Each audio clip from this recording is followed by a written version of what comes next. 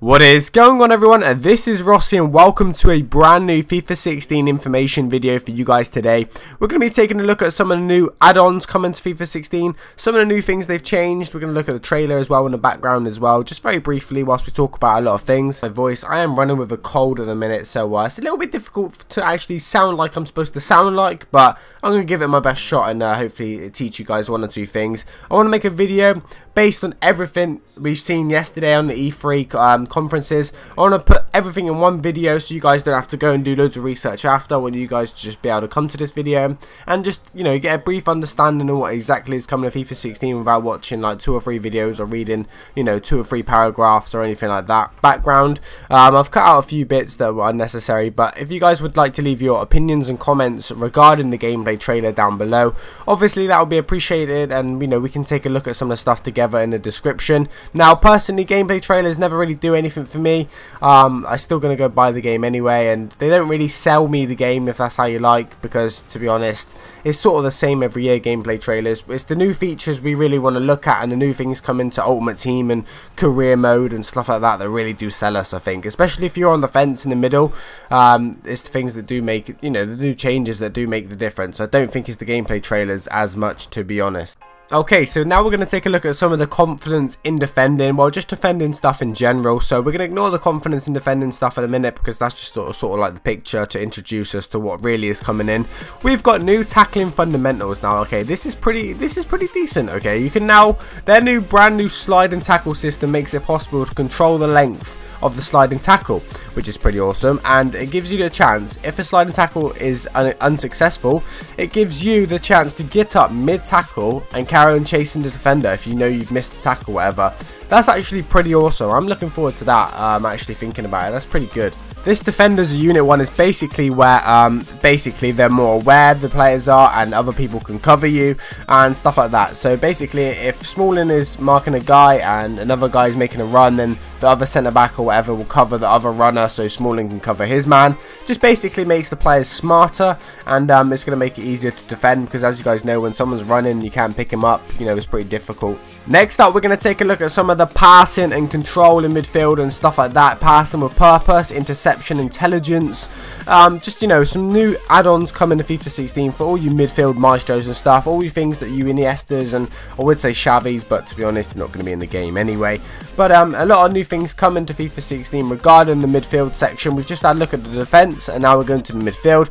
Then we'll go to the strike force and the strikers. Okay, so interception, intelligence. Okay, this is one thing coming into the game. So players are going to be smarter. We already know that, which is obviously going to be great. This actually doesn't just help the midfield like we just had a look at. This actually helps the defence and the strikers, and helps people anticipate a pass and intercept it, of course. So the new interception logic helps your AI player better anticipate passes and move to shut down options, which is obviously great. So they can cut out a pass, you know, not necessarily actually intercept the ball. They can just shut down a gap, making it so that player can't pass it to that individual or that player, which is pretty good. I do that anyway now, but to have the game help me do it even more is going to definitely improve things next year.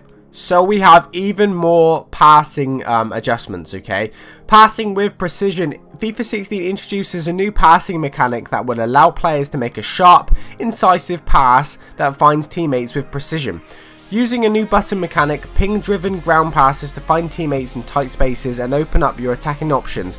Passing with purpose balances interception intelligence to create a real football experience of risk, reward when moving the ball. Okay, so basically they're just saying there are going to be some new passing mechanics, of course, so you can ping a ball with different techniques and stuff like that, which we've seen this year, which we didn't see the previous year anyway. So it's basically something we've already seen. We've already seen the changes. Now they're making some just more changes and more ways to pass the ball, which is obviously great.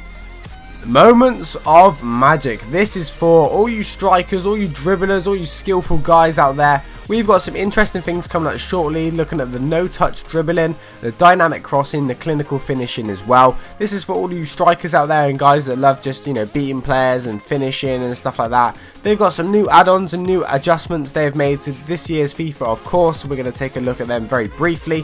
Messi, there you go, moments of magic. I mean, that's just obvious, isn't it?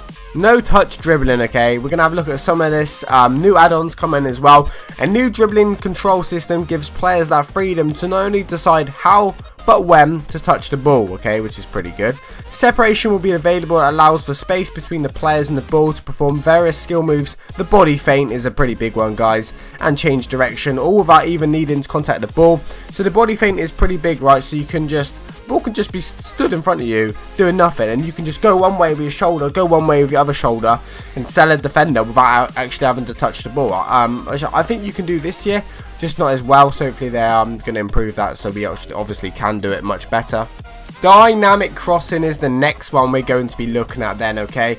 Now, I was unsure really what this was going to be. I was pretty unsure, and even now I'm like, is there something more to this I'm missing? I'm not too sure. Dynamic crossing changes movements and positioning of both the crosser and the attacker receiving the ball.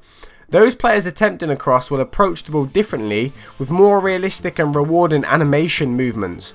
Meanwhile, the players looking to receive will adjust and make different runs to better attack the ball. So I'm guessing if I'm the guy running down the wing about to ping a cross in, the runner in the box is going to make a different run than what it pretty much would at the minute, okay, which is pretty cool. Clinical finishing is the next and last thing of this video. Strike the ball right and finish like a pro.